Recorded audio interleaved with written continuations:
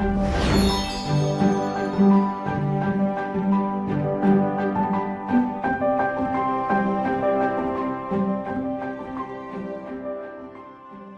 teman-teman semua. Di video kali ini mungkin bentuknya kayak sharing aja. Aku pengen cerita-cerita apa yang aku rasain dan semoga apa yang pernah aku rasain ini bisa jadi pelajaran hidup buat teman-teman untuk belajar dan berkembang ke depannya jauh lebih baik.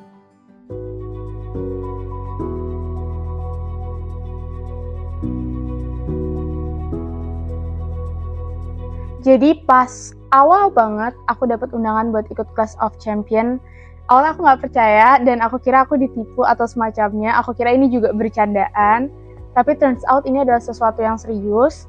Jujur pas aku tanya balik ke CP-nya kayak materi yang diujikan apa aja, apa yang perlu aku persiapkan, kira-kira bakal bentuknya gimana, individu atau kelompok, berapa orang. Kalian tahu nggak apa jawaban CP-nya? Itu masih dirahasiakan. Jadi bener-bener kondisinya adalah aku orang buta yang nggak tahu apa-apa saat aku memutuskan buat ikut COC. Dan jujur seleksinya bukan sesuatu yang mudah juga.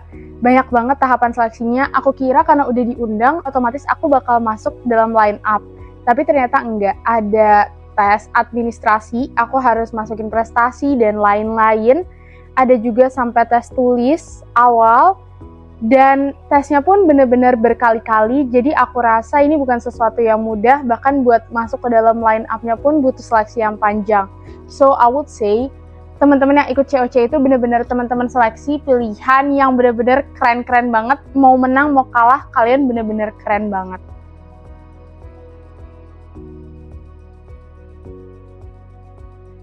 Ada beberapa hal yang ngebuat aku ragu awalnya ikut COC.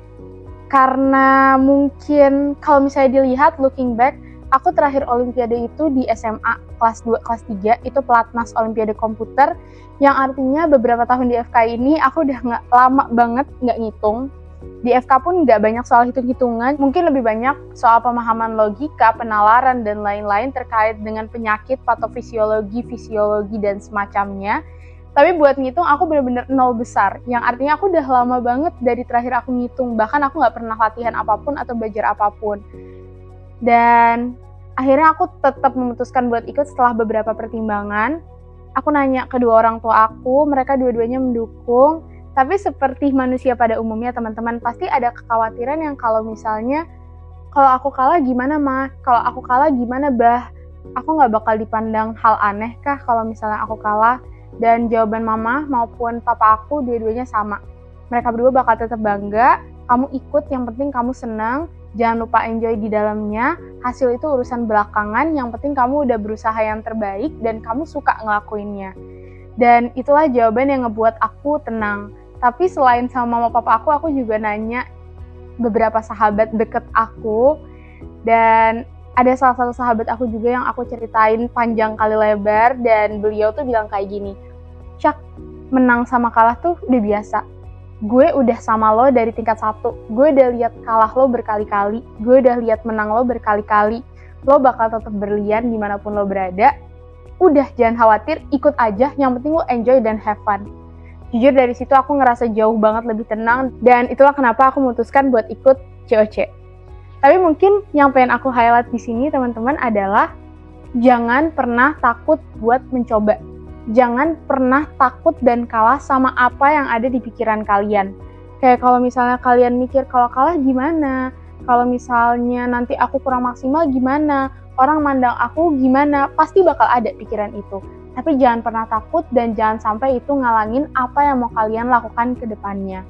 Karena tugas kita sebagaimanapun sebagai manusia adalah berusaha. Kalau misalnya hasil itu adalah sesuatu yang nggak bisa kita kontrol dan cukup serahin ke Tuhan. Dan buat kalian-kalian yang masih mau berusaha, mau ikut lomba tapi ragu, sekarang waktunya. Ikut aja, kalah itu pasti, cuman sekarang masalahnya kapan kalahnya. Jadi semangat, aku yakin kalian bisa.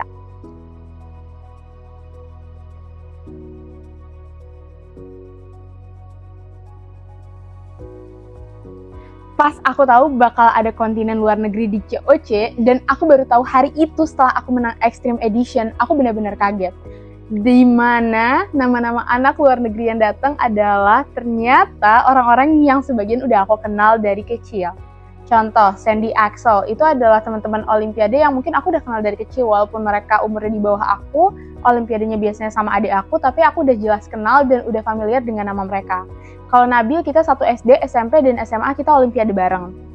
Jadi, aku juga udah kenal Nabil dari dulu. Mungkin ada nama-nama baru, tapi aku ngeliat kayak, oh orangnya kembali itu aja. Jadi mungkin cewek-cewek ini kayak reunian.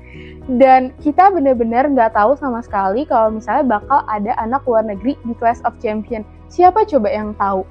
Karena mereka diumpetin dan kita benar-benar nggak ketemu mereka. Cerita lucunya, pas di hotel tuh aku sempat ketemu mereka. Turun dari lift. Tapi tuh aku nggak ngenalin mereka karena pas itu yang turun tuh salah satunya adalah Chris dan Nando. Dan aku nggak ngenalin mereka karena aku emang nggak kenal sama mereka. Dan itu benar-benar cerita lucu banget karena aku baru sadar keesokan harinya, oh iya ini kemarin mereka yang ketemu. Aku kira mereka adalah tamu hotel biasa yang aku nggak kenal.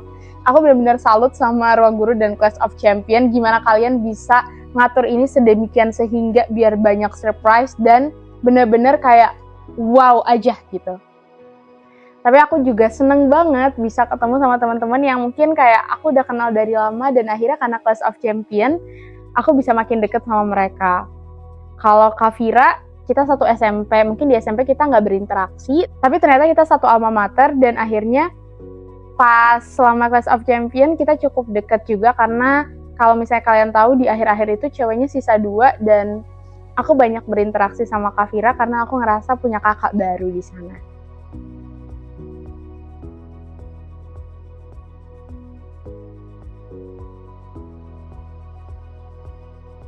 Ditanya gimana rasanya join Revival.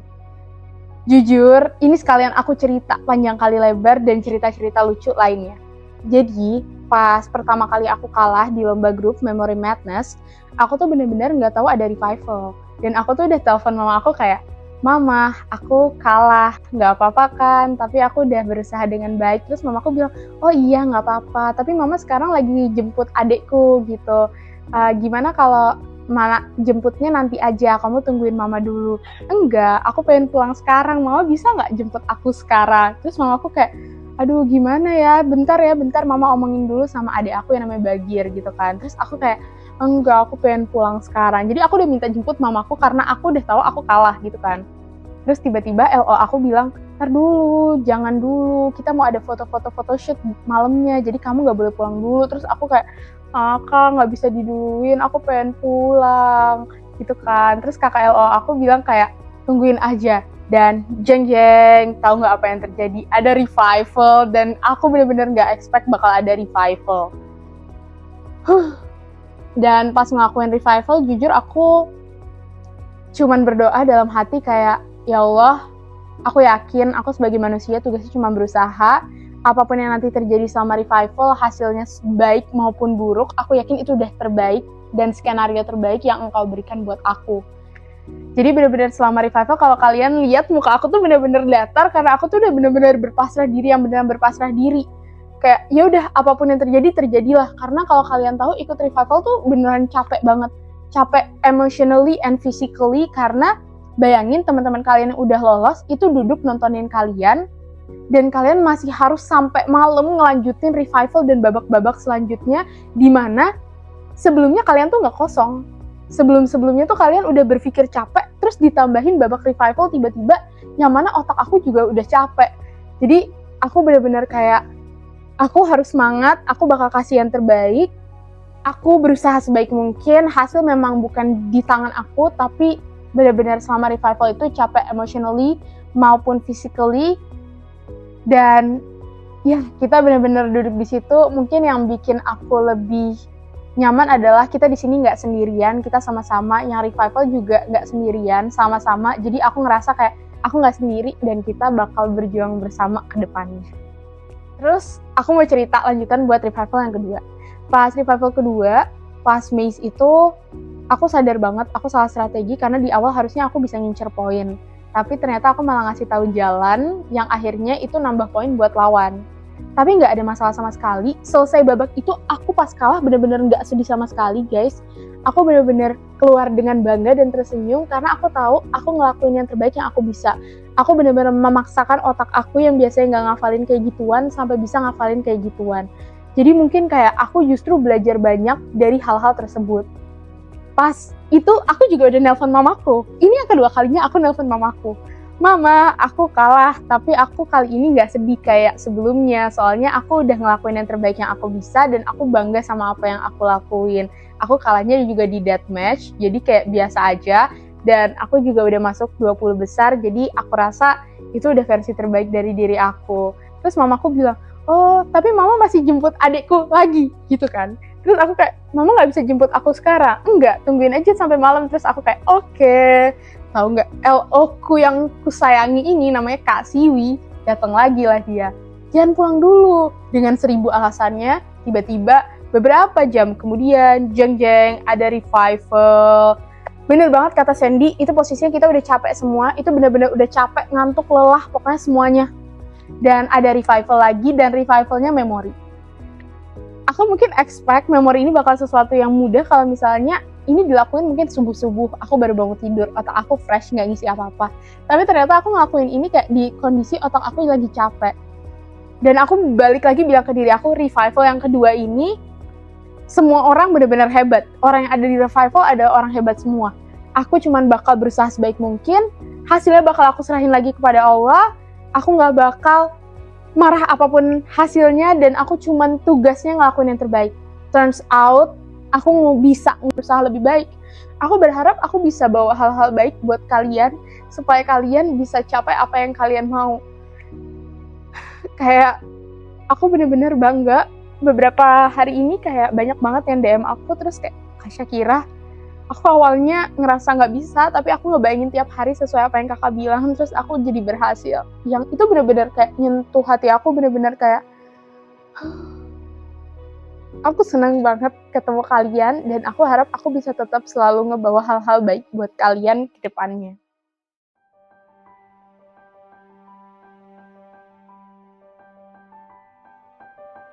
Jujur, sedih banget. Aku ngerasa sedih banget karena selama ini aku berjuang sama Kak Fira sebagai dua cewek yang aku yakin kita para cewek pasti bisa merepresentasikan gender. Ya, ini fun-fun aja sebenarnya. Yang aku lebih sedih lagi adalah aku kehilangan Kak Fira, yang artinya aku kehilangan setengah jiwa lainnya gitu.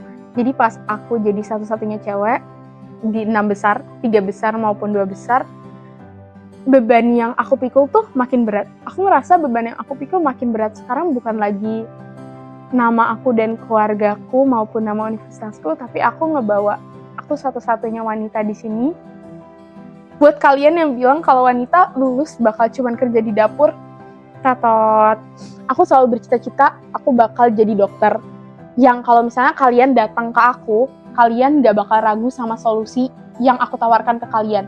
Kalian akan mempercayakan ke aku karena kalian tahu aku bakal ngasih yang terbaik buat kalian, buat kehidupan kalian, yang ibaratnya itu ikhtiar terbaik yang aku bisa berikan sebelum nanti diserahkan ke Allah. Kayak aku pengen banget bisa jadi dokter yang misalnya pasien datang ke aku tuh pasien percaya ke aku dan ngerasa tenang hatinya. Jadi jangan pernah bilang kalau misalnya wanita selesai bakal cuman ada di dapur. Enggak. Karena pendidikan keluarga itu bakal dimulai juga dari wanita. Pendidikan anak-anak itu juga bakal dimulai dari wanita. Aku ngeliat gimana mama aku ngedidik aku dari kecil, bekerja sama-sama papaku. Mamaku berperan sampai gak kuliah spesialis, ngurus aku dan adik-adikku, dan aku ngeliat impact-nya sebesar itu. Jadi jangan pernah bilang kalau misalnya wanita udah selesai bakal cuman ngurus di dapur, oke? Tapi balik lagi, back to topic. Aku sedih jadi satu-satunya cewek dan ngerasa beban yang aku pikul jadi lebih berat karena aku satu-satunya cewek. Tapi di saat yang bersamaan aku makin semangat buat nunjukin bahwa kita cewek-cewek itu juga punya kesempatan yang sama untuk belajar dan berkembang. Dan aku harap kalian para wanita, terutama women in STEM, karena aku juga selama ini banyak banget berkecimpung di dunia STEM, jangan pernah takut karena kalian misalnya jadi satu-satunya wanitanya dikit. Karena dulu kalau misalnya aku lihat pas aku OSN pun ceweknya di Platnas 2, Platnas 3 itu cuman ada 2 orang dari sisanya gitu. Dan jangan pernah takut, jangan sampai mimpi-mimpi kalian terhalang cuman karena kalian takut kalian adalah wanita. Enggak, kita punya kesempatan yang sama, kalian punya kesempatan yang sama buat belajar dan berkembang, dan kita juga bakal berusaha bersama. Jangan pernah takut, jangan sampai mimpi-mimpi kalian terhambat karena itu.